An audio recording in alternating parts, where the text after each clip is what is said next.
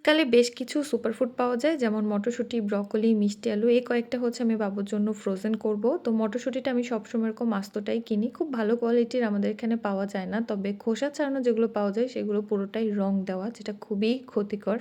এজন্য কষ্ট হলেও আমি খোসা সহটাই কিনি। আর এখানে আমি ২ টা ব্রকোলি পেয়েছি। আমাদের এখানে আসলে এগুলো পাওয়াই যায় না। এই যে দেখেন আমি ২ টা ব্রকোলি পেয়েছি এর মধ্যে একটা অলরেডি হলুদ হয়ে গিয়েছে। তো যেটা ফ্রেশ আছে সেটাকেই হচ্ছে ফ্রোজেন করব। বাকিটা হচ্ছে আজকে রান্না করে ফেলবো। জেলা শহরগুলাতে এগুলো অনেকদিন পাওয়া যায়। কিন্তু আমি যেখানে থাকি এখানে আসলে খুবই কম সময়ের জন্য পাওয়া যায়। সো এজন্য আসলে আমি ফ্রোজেন করি। আর সবজি ফ্রোজেন করলে যে পুষ্টিগুণ একেবারেই নষ্ট হয়ে যায় এই ধারণাটা সম্পূর্ণ ভুল।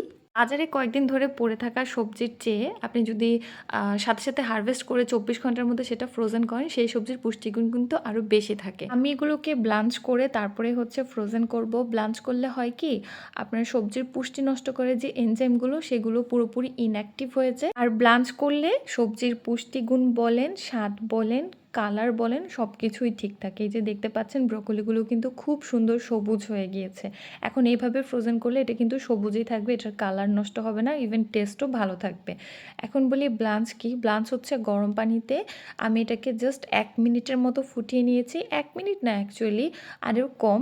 যেগুলোকে আমি কেটে ভালোভাবে পরিষ্কার করে তারপরে এভাবে গরম পানিতে ১ মিনিটের চেয়েও কম সময় হচ্ছে ফুটিয়ে নিয়ে তারপর এগুলোকে ঠান্ডা পানি দিয়ে ওয়াশ করে নিয়েছি।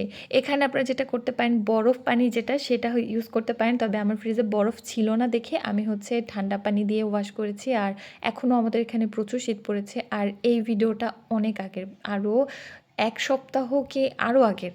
তারপর আমি ভালোভাবে পানি ঝরিয়ে এভাবে রেখেছি। পানি পুরোপুরি ঝরে গেলে তারপর হচ্ছে আমি এগুলোকে জিপলক ব্যাগে হচ্ছে সংরক্ষণ করব। ও হ্যাঁ, মাঝখানে আমি একটুখানি ক্যাপসিকামও হচ্ছে ফ্রোজেন করে নিয়েছি। আর ক্যাপসিকামটা আমি ব্লাঞ্চ করি নাই। জাস্ট হচ্ছে আমি এভাবে কেটে যেই শেপে আমি ইউজ করব সেই শেপে হচ্ছে কেটে জিপলক ব্যাগে রেখে দিয়েছি। আর মটরশুঁটিটাকেও একদম ব্রোকলির মতো সেম ওয়েতে আমি ব্লাঞ্চ করছি। আর আমি এগুলোকে না জিপলক ব্যাগে রাখছি।